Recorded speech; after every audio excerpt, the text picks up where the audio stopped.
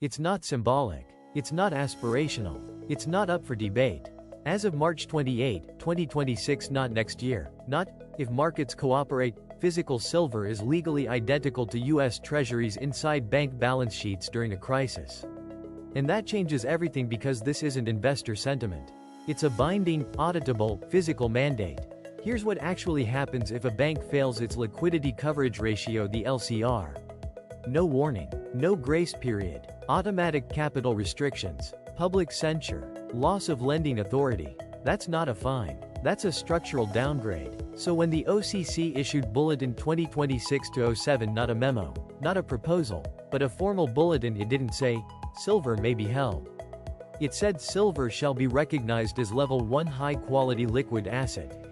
Same legal weight, same audit standard, same zero-tolerance threshold, as U.S. Treasuries, as central bank reserves, as cash. Let that sink in. Because level 1 isn't a category, it's the asterisk-only category that counts when liquidity evaporates.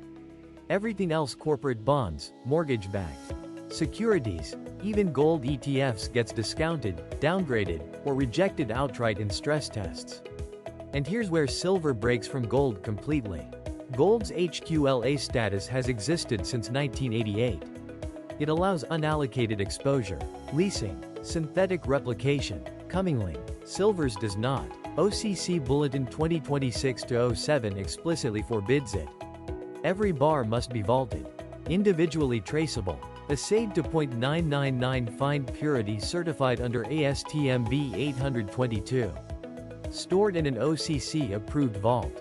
Custody logs GPS tracked and submitted quarterly. This isn't trust. It's traceability enforced. If a bank lists silver on its LCR report, regulators don't take its word for it. They pull the vault manifest, scan the bar ID, verify the assay certificate, in real time. That's why this isn't about belief. It's about infrastructure activation. And infrastructure doesn't wait for consensus. It waits for April 2026, when the first wave of $250 billion plus banks filed their Q1 10-Qs, and for the first time, physical silver, level 1 HQLA, appears not as a headline, but as a line item. Auditable, immutable, real. This isn't a rule about silver. It's the rule that forces banks to hold it physically, provably, without exception. They wrote silver's rule in 2026 not to include it, but to exclude every way you could fake it. Gold's HQLA status was drafted in 1988. Back when unallocated meant we'll find the metal later. When leasing was standard practice. When synthetic exposure was just called efficiency. Silver's wasn't. OCC Bulletin 2026-07 doesn't just add silver to the list. It surgically removes every loophole that made gold's framework flexible and fragile. No leasing, no commingling, no unallocated claims, no synthetic replication, not even as collateral in repo trades. If it's silver on the balance sheet, it must be this bar. With this unique ID, assayed to .999 fine purity, certified under ASTM B822, the same standard used for U.S. Mint bullion coins. Stored in an OCC-approved Vault 1 that passes federal stress tests and submits live custody feeds to regulators. So what happens when a regulator pulls up to the vault? They don't ask for a statement. They pull the manifest. Scan bar ID #SIL 77421. Pull up assay cert. B800-22-03-26. Cross-check GPS coordinates. 40.7128 degrees N. Minus 74.0060 degrees W. Verify the timestamp. March 12, 2026. 2 hours 47 minutes and 19 seconds UTC. In real time, every 90 days, automatic, unblinking. This isn't about confidence. It's about certainty, the kind you can scan, weigh, and timestamp. Why build it this way? Because in 2026, counterparty risk isn't theoretical, it's the first thing stress tests simulate. The first failure mode. The first line item regulators zero in on when liquidity vanishes. So banks aren't adding silver exposure. They're onboarding infrastructure with barcodes, assay labs, and GPS logs as the new compliance layer. There is no kind of silver. There is only this bar, this assay, this vault, this timestamp. That's 70 million ounces. Not projected, not aspirational, already spoken for before March 28. Before the first 10Q. Before you even saw this video. Here's how that number hits the real world. Banks hold $2.10 trillion in asterisk mandated level 1 HQLA per FDIC Q4 2025 data. Not optional, not aspirational. That's the floor, the minimum they must hold to stay licensed. So what happens if they allocate just 0.1% to silver? $2.01 billion. At today's $30 per oz, not peak, not forecast, current, that's 70 million ounces. Let that sink in. That's not demand pressure. That's 8% of the entire 2026 global mine supply projected at 850 million ounces.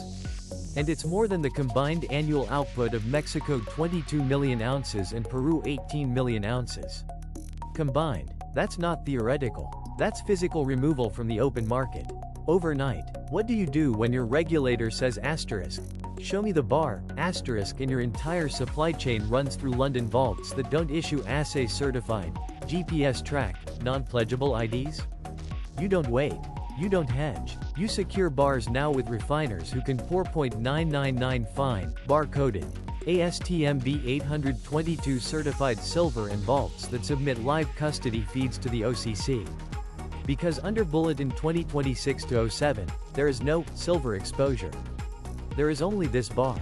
With this assay. In asterisk this vault. At this timestamp. And here's where the math turns violent.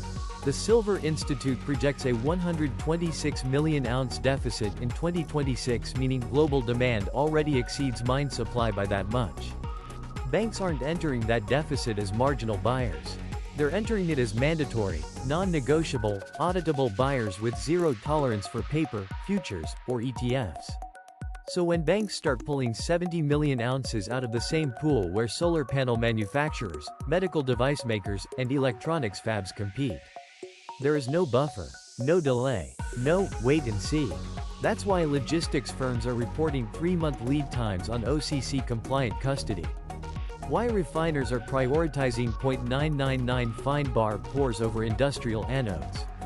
Why vault operators are turning away non-auditable deposits. This isn't speculation, it's procurement enforced. The first bar ID scanned won't move the price.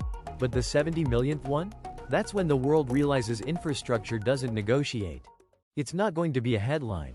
No press release. No Bloomberg terminal alert. No CNBC Chiron flashing silver in bank balance sheets. It's going to be a footnote.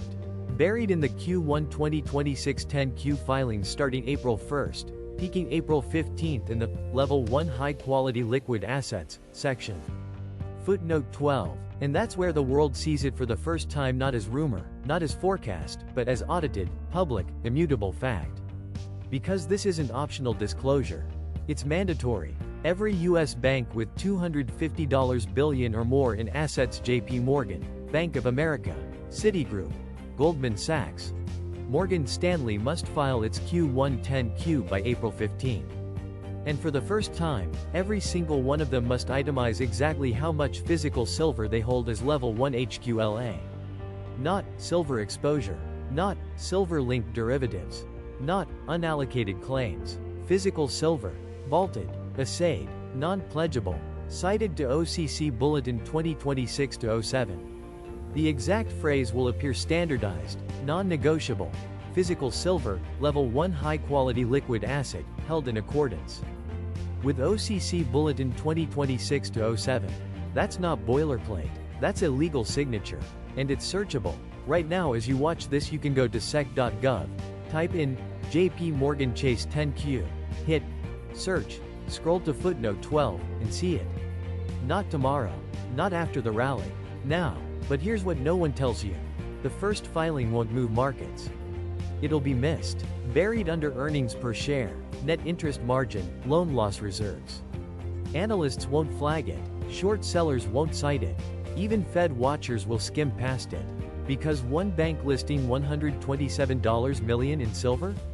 That's noise. 2. Still plausible. 3. You start checking the vault address. 4. You pull the assay cert number.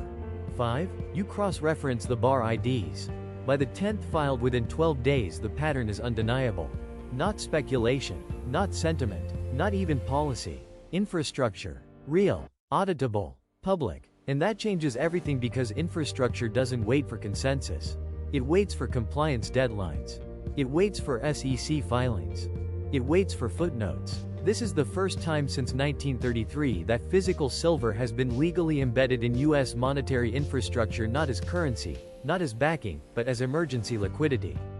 Not symbolic, not theoretical, not negotiable, just there, in black and white, on the record, searchable, immutable. This isn't a market signal. It's a timestamp.